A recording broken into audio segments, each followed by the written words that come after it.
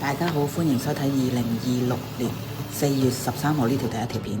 今日去買咗條魚，諗住蒸魚就健康啲啦，食得同埋咧清啲。